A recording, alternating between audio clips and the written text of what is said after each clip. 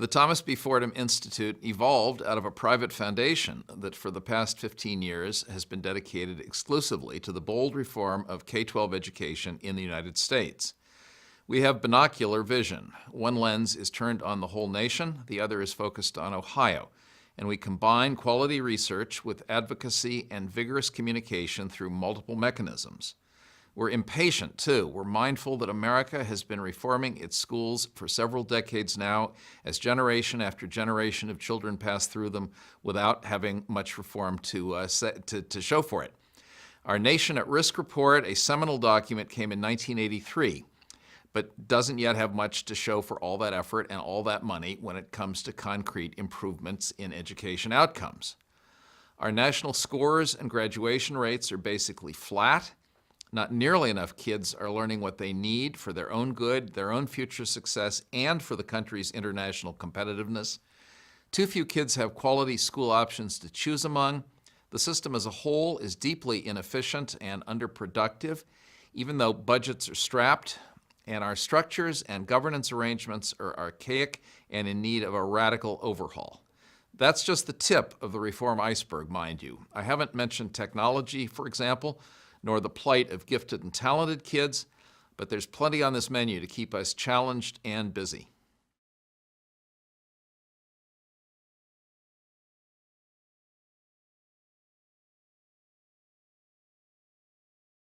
We're pursuing 4 major objectives in the education reform realm today. First, we want America's academic standards for its primary and secondary schools to be comprehensive and rigorous. Our tests should be accurate and revealing, and our accountability mechanisms should be robust. This should apply to all kids in all grades and should not be limited just to reading and math, important as those are. Second, we want all young Americans to have the capacity to access and select among an array of high-quality schools and other education offerings. Third, we want the education system to deliver more bang for the buck, with major boosts in productivity and efficiency in this time of tight budgets, even if that means going after such sensitive issues as special education, teacher tenure, and pensions. And fourth and finally, we think it's time for the United States to modernize the 19th century structures and governance arrangements of public education, which are increasingly out of touch with such contemporary realities as digital learning, charter schools, and a mobile teaching workforce. How are we going about all that? Through a solid blend of research, policy analysis, publication, advocacy, and multimedia communications, as well as through the synergy between our national work and our Ohio work.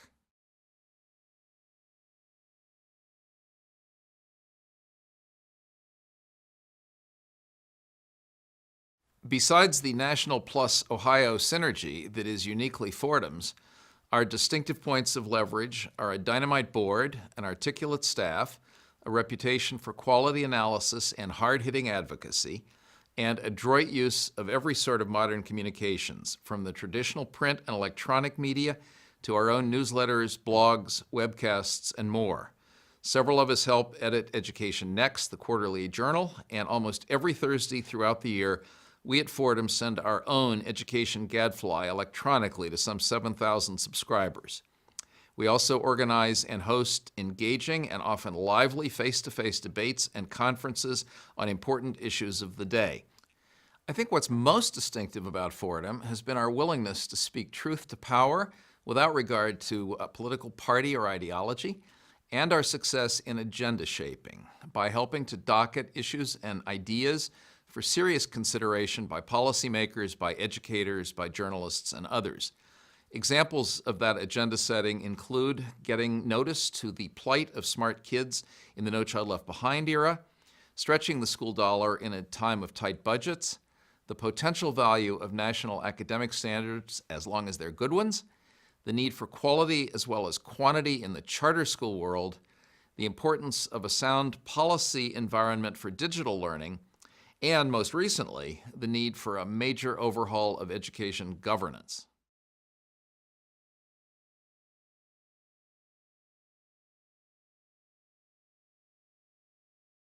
Nobody's effective all the time, but when we're effective, which is a lot of the time, it's because we're informed, we're candid, we're articulate, and basically we're fearless.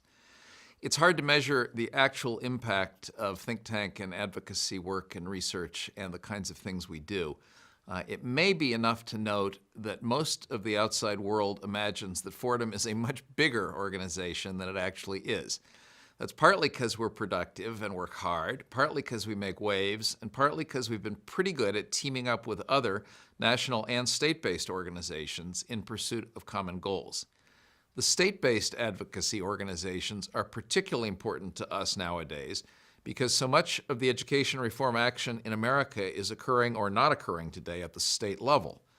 With 3 other national organizations, we gave birth to what's known as the Policy Innovation in Education Network, which its friends call PINet. And this has turned out to be an amazing and valuable resource for state-level policymakers who are interested in education reform, but often feel isolated in their own state. The ability to network with each other and with these national groups has kept them better informed and made them more effective.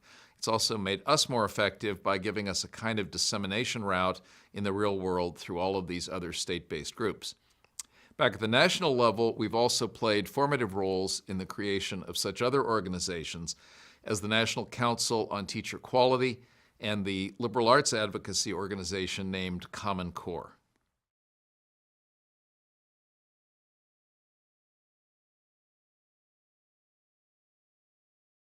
At the Fordham Institute, we keep working to improve our metrics of success beyond such obvious ones as website visits, blog hits, Gadfly subscribers, report downloads, and things like that. But it's famously hard for research and policy and advocacy organizations to measure their effectiveness precisely. That's usually because so many different moving parts go into a given policy decision or action or change. And who influenced what in which way is often hard to detect and measure. In 3 recent cases, however, I'm reasonably certain that we at Fordham played a salient, if not necessarily decisive role. First, in Ohio's legislative debates regarding the 2011-2012 biennial budget for the state, I'm confident that our analyses and advocacy contributed greatly to deflecting some horrendous changes in the state's already shaky charter school program, and also to effecting a handful of positive reforms in that important law. Second, our steadfast, long-standing, multi-year advocacy of high-quality national academic standards for the U.S., and our careful research into the inconsistencies, frailties, and inequalities of current state-specific standards helped considerably to get the Common Core State Standards Initiative, also known as the National Standards, the traction that they are now getting across much of the land. Third, along with colleagues at the Center for American Progress, we are now doing a pretty good job of getting the education reform world to pay attention to school governance, attention that is overdue because so many people for such a long time have tended to regard this topic as either boring or hopeless. We've set about to show why it needs to change and some of the ways in which it might change.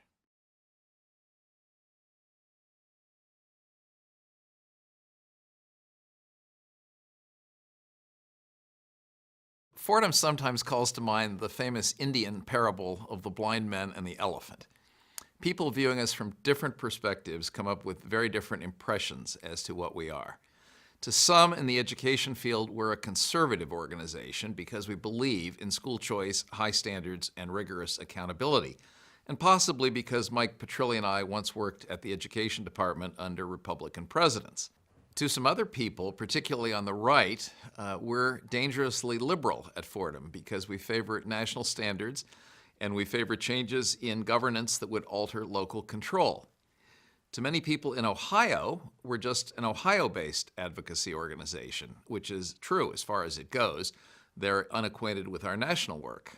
By contrast, in Washington, we're generally seen, I think, as a frisky yet serious think tank, but few people there seem to know of our real-world work in the Buckeye State.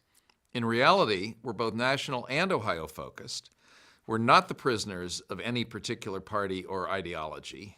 And in my view, the best term for us is radical, because we have little patience with the status quo, and we would, if we could, profoundly alter many aspects of the education system. beginning with who runs it for whose benefit.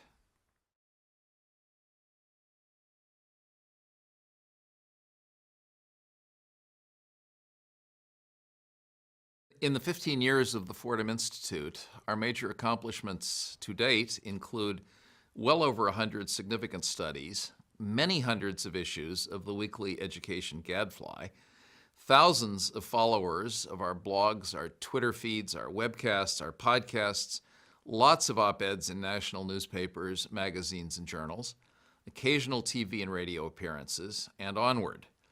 Our recognition on an Education Week survey a year or two ago as one of the most influential organizations in the education reform space, I think also attests to our accomplishments.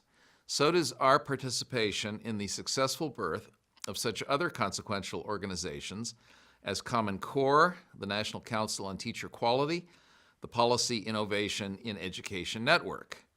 And consider as well pretty significant influence on the national and Ohio education policy agendas, including items such as rigorous common standards or national standards, quality charter schools, student-based funding, stretching the school dollar, and reconceptualizing the governance of public education.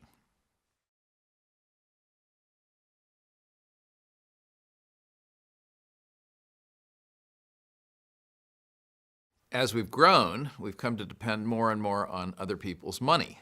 Though we don't intend to grow much further, the plateau of activity that we're now on can be supported only 30 to 40% from our own endowment. That's great for keeping the lights on and the core staff employed, but it also means that we must pass the hat for close to 2/3 of our annual budget. Our challenge grows more severe as general support dollars prove harder to get and as more and more has to be worked out in the form of project grants. Money aside, our biggest immediate challenge is to deliver on everything we undertake. Most people think the Fordham team is far larger than it is. It's barely 20 people in both DC and Ohio, and so we depend heavily on outside experts for much of what we produce. We also see far more targets of opportunity, some of them quite urgent in our view, than an organization our size can tackle. We try hard to stay focused. We have 4 major priority areas today, but some issues are just too important or too urgent to neglect, even if they overlap only a little with our durable priorities. Recent examples of urgent issues would include the reauthorization of No Child Left Behind, the challenges of school leadership, and the plight of gifted kids in an era of standards-based reform that has focused on low achievers. We also struggle to keep our Ohio work and our national work in sync. We have a terrific staff, but we also need to get more of them out in public view so that Fordham is represented in the arena by more than 3 of us.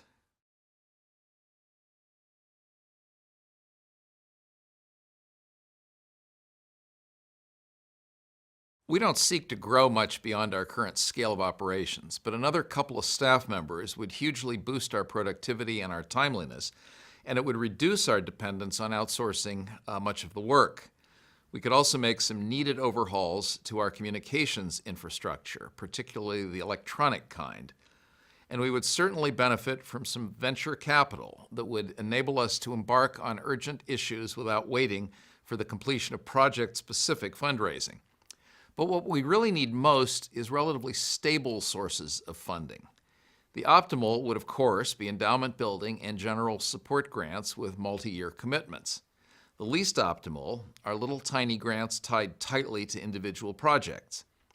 In between are what we've come to call strand support, which helps us over 2 or 3 years to engage in both research and communications on several projects within one of our priority areas. Our priority areas today are standards and accountability, quality school choices, getting more bang for the education buck, and rethinking school governance.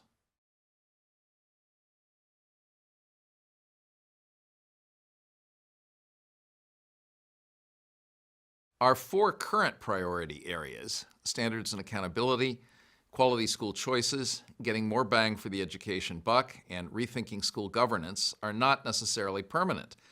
After all, the 3rd and 4th of those were added just in the past couple of years, as circumstances and needs in the real world have changed.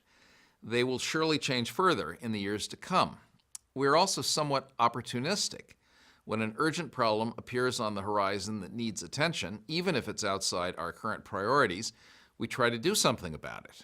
Recent examples would include the sorry plight of gifted and talented kids in the No Child Left Behind era, the ambiguity of expanding access to the advanced placement program, the Ohio biennial budget debate with much attention for better and worse paid to charter school policy and teacher quality. As the country downshifts from overdependence on Washington to greater reliance on state and local education reform leadership, and as more and more state-based reform advocacy organizations appear on the scene, some of them now multi-state, we also need to recalibrate some of our working relationships and communication strategies. And while I have no plan to retire, we also need to pay attention to Fordham's internal structures, its management arrangements, its line of succession, and its board composition. We depend on outside funders for almost 2/3 of our annual budget, and to preserve our independence, we avoid government dollars. This means that individual donors, private foundations, and the occasional corporation are the difference for Fordham between strength and weakness in the education reform wars. Part of that is the war of ideas, or some would say the air war, about fundamental principles and policies. Another part is the ground war, about individual schools and programs and legislative decisions in real places. We fight at all levels, both nationally and in Ohio, and through state-based allies in other places as well. We don't seek to get huge, but we want to be David to the education establishment's Goliath. To be effective in that role, we seek your help in furnishing some more rocks for our slingshot.